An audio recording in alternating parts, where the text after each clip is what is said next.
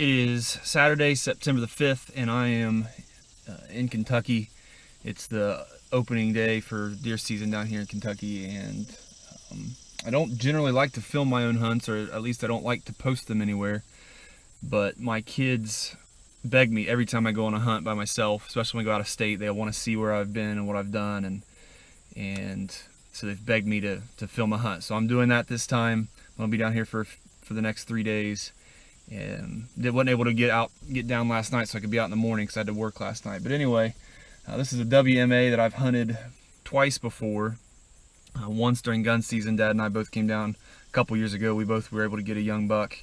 And then last year I came down in a late season archery hunt and saw a ton of sign and just wasn't able to close the deal to close in on a deer. But so I know the WMA fairly well.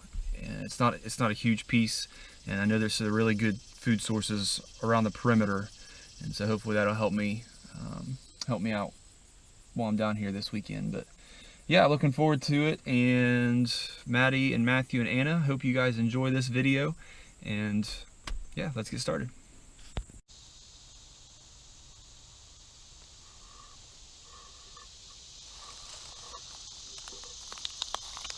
So the spot that I wanted to get to is going to be inaccessible today with all the rain we've got in the area in the last month or so. It's one big marsh anyway, and you know, this creek I could probably cross in a couple of spots, but it opens up in this big, huge lowland area, and it's just full of water.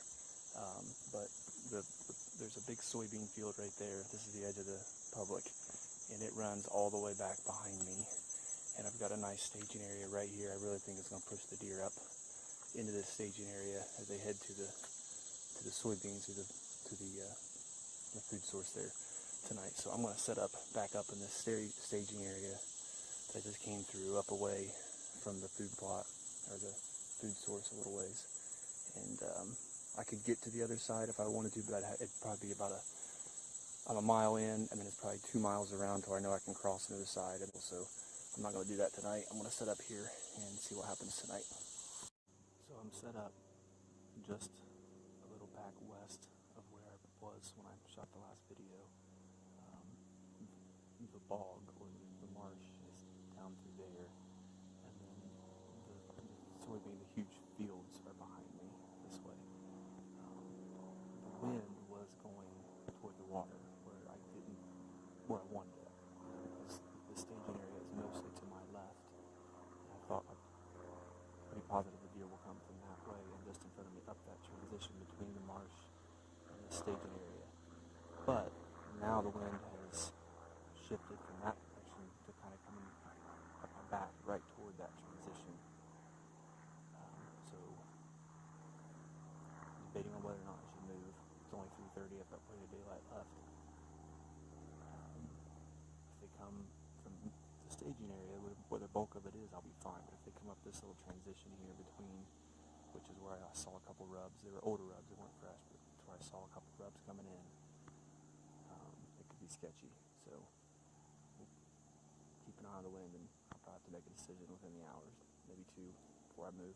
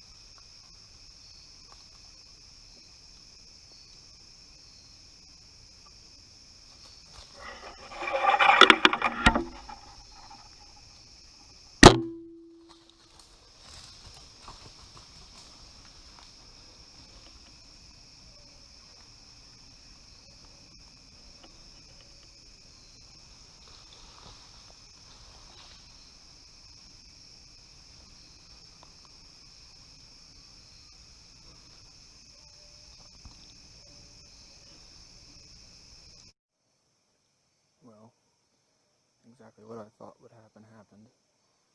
I had 4 does come right up out of that transition and right into this staging area. A couple of good-sized does and a couple of yearlings, and the one walked right up under me.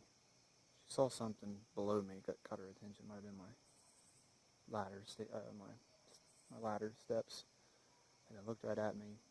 Took off a couple of steps, and then I think I shot her at about 15 yards, but she didn't go very far. 30 yards, I heard her crash right over there, so I haven't climbed down yet, but yeah, just went right over there. So I'm going to hang out for just a little bit longer and see if a buck comes up out of there too. But we'll get her here in a minute.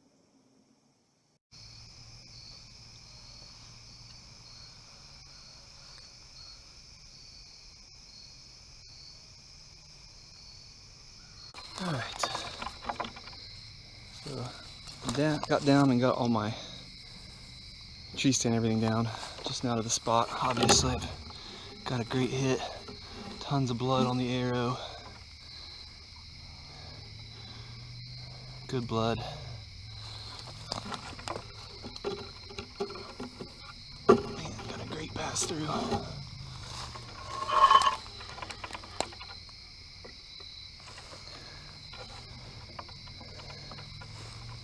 I don't think she went far. Well, she did a good job of hiding on me. It took me a while to find her. I knew I heard her crash over here. By the time I got down, it was just getting dark. And man, I've had to look for a while. But I knew I could hear her, so I knew I heard her crash, so anyway, I found her. She's a nice good sized doe.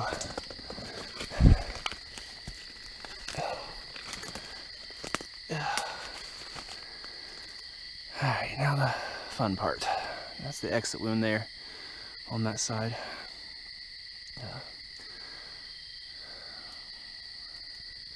Shout out to the Ranch Fairy. One of the best looking arrows I've ever had as far as blood, and good pass through, good clean kill. First time I've used the Ranch Fairy method this year, so anyway, I'm gonna get to work. I'm gonna get her out of here. Well, that got a lot harder than what I thought it would be. I